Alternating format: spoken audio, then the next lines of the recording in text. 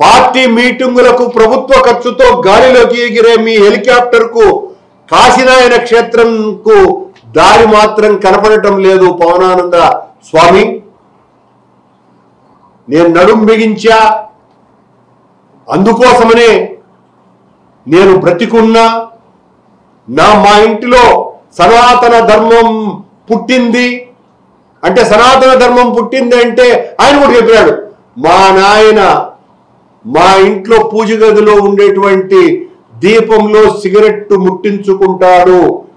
అది కొత్త సనాతన సిద్ధాంతం. పవనానందుల స్వాముల వారు కొత్తగా ఉటంకించుంటున్నటువంటి ఇదొక ఆశయము అనాల్లో, లేకపోతే తత్వం అనాలను.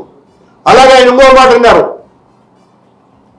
నేను బాప్టిజం తీసుకున్నా, మా కూతుర్లు బాప్టిజం తీసుకున్నారు, మా భార్య చర్చి ఆలోచనల ప్రకారం నడుస్తుంది అంటే సనాతన ధర్మంలో ఇది కూడా భాగస్వామ్యమేమో అన్నది కూడా మన పవనానంద స్వాముల వారు ప్రకటించాల్సినటువంటి అవసరం ఉన్నది.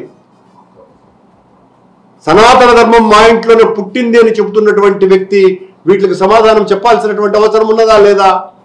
మీరెందుకు ఇంకా మౌనంగా ఉన్నారు? అటవీ శాఖ మాత్యులుగా ఉన్నటువంటి పవనానంద స్వాముల వారు కాశీనాయన క్షేత్రాన్ని ఇంత దారుణంగా బుల్డోజర్లతో కూల్చివేస్తే నారా లోకేష్ గారు ఎందుకు ప్రకటన చేసినారు?